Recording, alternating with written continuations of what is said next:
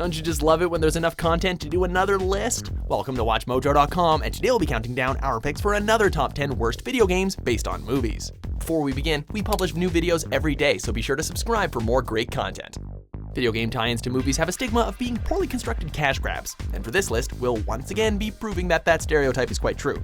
We promise, no E.T. this time, but that's not gonna make this list any better. If there's a movie you think we missed, be sure to check out our original video, but really, we understand why you wouldn't want to suffer through it. What are your terms? You're a few episodes short of a season, Craven, but you've always had your own loony code of honor. Number 10, The Fifth Element, PlayStation version.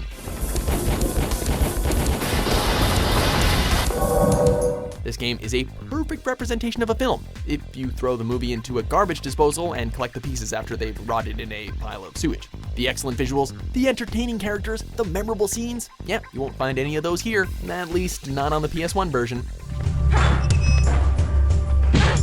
The PC one at least tries to look and play like a video game, but man, we're not quite sure what this is. I mean, we think it's supposed to be Lilu. Oh man, let's get a multipass out of here.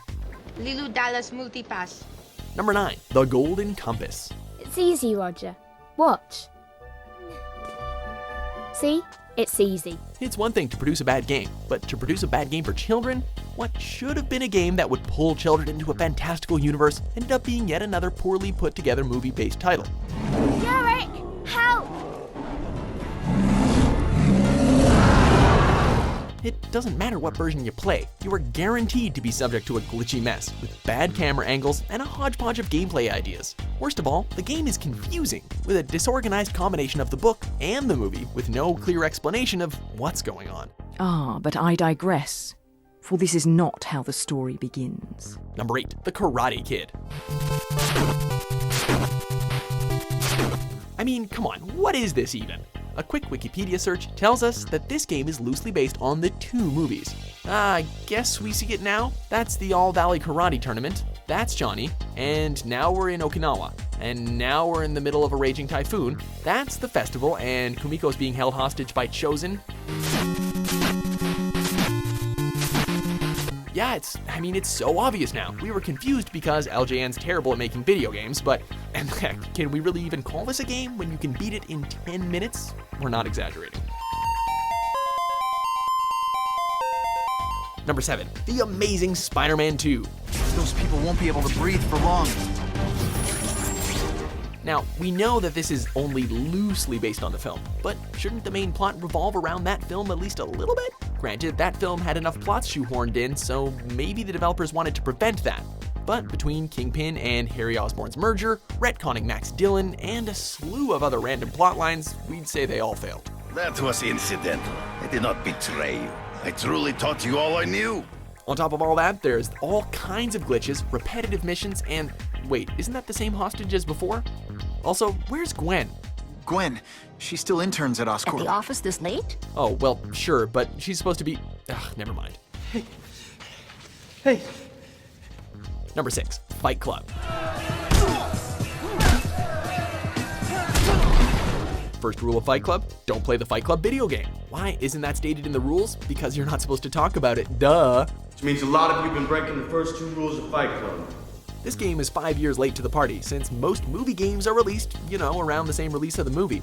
You play an original character who joins Fight Club after breaking up with his girlfriend. Only Fight Club is looking rather kind of uninspiring. Boring music, lackluster gameplay, bland characters, there are much better fighting games out there. But hey, you can unlock Fred Durst.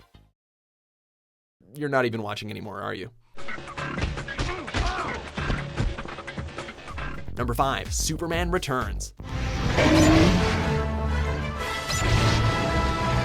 Random Superman villains have spawned in Metropolis, and it's up to you to stop them. Oh, and occasionally Lex Luthor will show up via cutscene to remind you that this is supposed to be based on the movie. Gotta tie it in somehow, right? Finally, we survived one maniac's twisted dream. The real disappointment here, though, is that this game could have been good. An open world where you fly around as Superman and level up his powers? That should have been great. But Metropolis is mediocre, the fights are repetitive, and the voice acting is about as bland as the final boss. And yes, we are referring to a tornado. Number 4, Who Framed Roger Rabbit? We're sorry, we thought that we were playing a game based on Who Framed Roger Rabbit. You know, that fun, entertaining gem of a movie? This absolutely can't be based on that, right? You know, at this point, we know that LJN is garbage, but this, come on. The looped music that sounds like a dying cat, these lovely shades of puke green and dirt brown, the yawn-inducing gameplay followed by badly controlled bumper cars, I mean, driving? We can only imagine how heartbroken a kid had to be when they stuck this into their NES.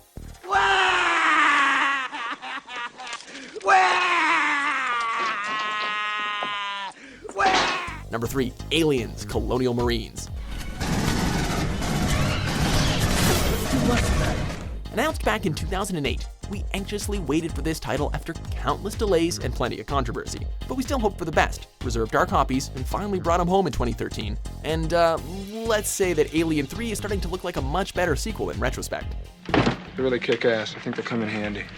Supposedly taking place after the third movie, the only thing worse than the plot holes is the gameplay. There are actually more bugs to deal with than enemies, which might be better than the incompetent excuse for the AI, and whatever this attempt to be multiplayer is. So now you know that there's a reason why this was cancelled for the Wii U.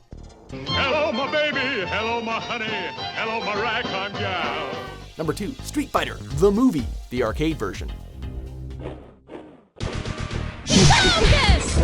Since Street Fighter was already the pinnacle of fighting games at the time, there were already much better versions out there. So why did they need this game to be released? Simple, the characters are herein portrayed by live-action actors. Yes, you can finally live the unrealized Mortal Kombat dream of playing as Jean-Claude Van Damme in a video game.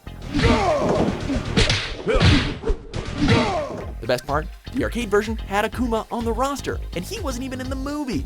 At least the console version looks, plays, and sounds a bit better, but we can only listen to that busted Imperial March track for so long.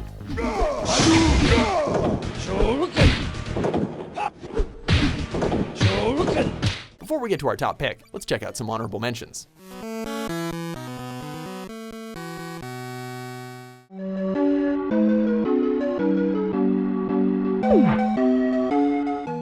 I want to play a game. Your obsession with catching me has robbed you of your life and the lives of others. Number 1, Rambo, the video game.